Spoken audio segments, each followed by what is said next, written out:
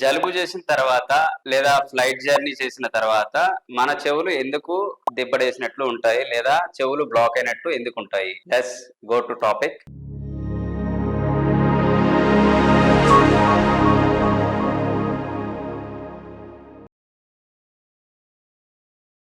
Hi, myself Dr. Gangaraju, interventional clinical audiologist and senior speech pathologist and deglotologist, fellow in aspiration and swallowing management and vestibular medicine. Now, మన environment కి అనుగుణంగా మన body అనేటువంటిది ఎప్పుడు change అవుతూ ఉంటుంది. దానికి అనుగుణంగా మన బాడీలో మార్పు చేర్పులు జరుగుతూ ఉంటాయి అన్నట్టు. ఒక్కొక్కసారి ఎక్సెసివ్ టెంపరేచర్, ఒక్కొక్కసారి వెరీ లో టెంపరేచర్, అలాంటివి very low pressures, high pressures అనేటువంటివి ఉంటాయి అన్నట్టు. సో దానికి అనుగుణంగా మన బాడీలో ఏదో ఒక ఆర్గాన్ ఒక దానికి రెస్పాన్సిబిలిటీ ఉంటుంది. సో ఇలాంటి ప్రెజర్స్ అన్నిటిని కూడా ఈక్విలిబ్రియం చేయడానికి మన హ్యూమన్ ఇయర్ అనేటువంటిది రెస్పాన్సిబిలిటీ ఉంటుంది అన్నట్టు. ఎన్విరాన్మెంట్ కి మన బాడీ దేనికి ఈక్విలిబ్రియం చేయడానికి మిడిల్ ఇయర్ అనేటువంటి ఒక సాధనం అనేటువంటిది ఉంటుంది అన్నట్టు. మన హ్యూమన్ ఇయర్ లో హ్యూమన్ ఇయర్ ని 3 టైప్స్ డివైడ్ చేసి outer ear, middle ear, inner ear గా డివైడ్ చేయడం జరిగింది.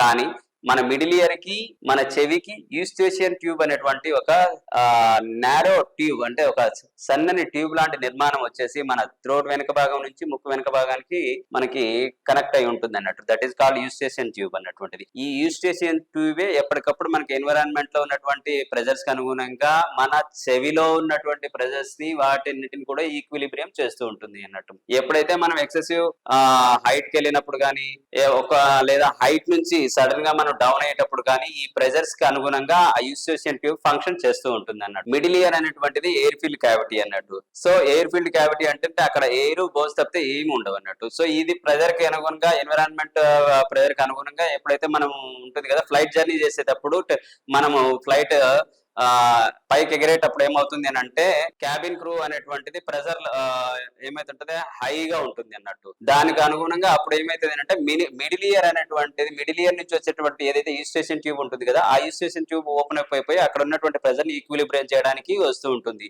అక్కడ మళ్ళీ అది క్లోజ్ అవుతుంది అన్నట్టు. ఈ మెకానిజం ఇస్ నార్మల్ మెకానిజం. అలాగే ఫ్లైట్ అనేటువంటిది దిగేటప్పుడు కూడా, అంటే కింద గ్రౌండ్ లోకి వచ్చేటప్పుడు కూడా ఏమైతుంది అని అంటే గనక అక్కడ లో ప్రెషర్స్ ఉంటాయి అన్నట్టు.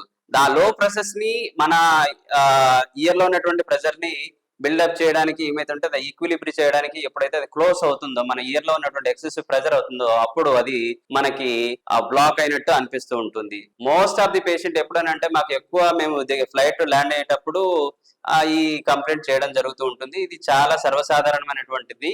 సో దీనికి ట్రీట్మెంట్ వచ్చేసేసి నార్మల్ గా చూయింగ్ చేయడం కానీ, స్వాలోయింగ్ చేయడం కానీ, యానింగ్ కానీ ఇట్లాంటి ఒక చిన్న చిన్న టెక్నిక్స్ యూజ్ చేయొచ్చు. ఒకవేళ ఇలాంటి టెక్నిక్స్ చేసినప్పటికీ మీకు రిలీఫ్ అవ్వలేదు అని అంటే కనుక ఈఎన్టీ డాక్టర్ గారిని సంప్రదించి వెంటనే దీనికి సంబంధించినటువంటి ట్రీట్మెంట్ తీసుకోవాల్సి ఉంటుంది అన్నట్టు. ఇక్కడ ఏషియన్ ఈఎన్టీలో ఏంటి అని అంటే కనుక ఇక్కడ స్పెసిఫైడ్ టెస్ట్, అడ్వాన్స్ టెక్నాలజీ ఉంది. ఆ మిడిల్ ఇయర్ డిస్ఫంక్షన్ ని రూల్ అవుట్ చేయడానికి, అంటే కనుక దాన్ని డయాగ్నోస్ చేయడానికి, దాన్ని టెస్ట్ చేయడానికి, అలాగే దానికి సంబంధించినటువంటి specified manuals, specified medications person to person vary ఉంటాయి అన్నట్టు. సో మీకు అడ్వాన్స్డ్ మేనేజ్మెంట్ ఇక్కడ అవైలబిలిటీ ఉంది for that. So we are there for you. We are waiting for you. Please visit our ACN ENT hospital for your middle ear or blocking sensation and మీ చెవు దిబ్బడకి ఇక్కడ సంప్రదించగలరు మీరు.